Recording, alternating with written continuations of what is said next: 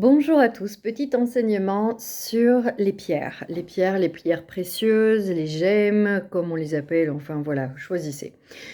Pourquoi je vous le partage? D'abord parce que bientôt j'animerai des ateliers sur le sujet et je pense que c'est super d'en parler et de sensibiliser aussi les enfants, aussi bien les enfants que les parents, les adultes, au monde du minéral.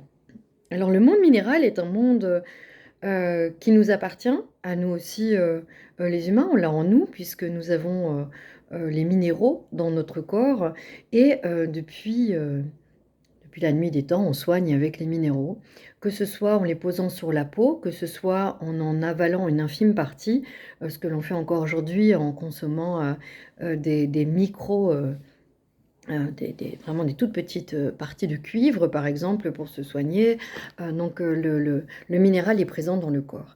Donc, aujourd'hui, les gens se posent beaucoup la question, plutôt dans le sens du soin spirituel, en lien au minéral, mais il faut savoir que le soin physique est toujours là. Derrière le message, on va dire, que vous pourrez lire d'une pierre, il y a sa composition. Par exemple, la malachite contient du cuivre et ça fera partie de son concept et de son message auprès de votre intuition ou du conseil qu'on vous donnera. La pierre également est un organisme pour les médecines anciennes qui est vivant, qui évolue et qui pousse d'ailleurs dans la nature. Donc il évolue. Dans le chamanisme, on dit que c'est un esprit, c'est-à-dire que c'est une forme de vie qui a une intelligence qui lui est propre, qui donnera sa structure, son environnement d'évolution, etc. Euh, le but des ateliers est de plutôt développer l'écoute, l'intuition et surtout le respect. Quand je dis le respect, le soin de la pierre, c'est qu'aujourd'hui, on a tendance à ne plus savoir, ne plus avoir conscience d'où vient une pierre, euh, de comment la nature aussi est traitée ou la produite, bien sûr, la créée. Tout cela fait partie du fait qu'elle sera précieuse pour nous ou pas.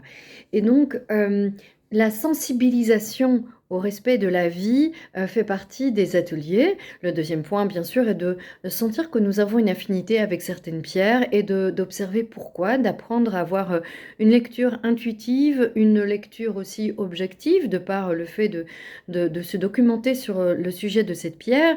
Euh, et ça, c'est important. Aussi, son nom, sa forme. Donc, certaines pierres vont pousser en cube, d'autres auront une pointe, etc. Et cela est enseignant également. Et pourquoi sont-elles taillées? Ça fait aussi partie du questionnement qu'on peut avoir en venant dans un atelier. Donc, voilà un petit message que je vous adresse en vous encourageant en fait à ne pas avoir peut-être besoin de beaucoup de pierres, mais à en prendre vraiment soin. Et aussi observer que selon sa masse, la petite pierre, la grande pierre, comment se recharge-t-elle, etc. D'apprendre vraiment à être conscient avec nos pierres. Voilà, mon petit message est passé.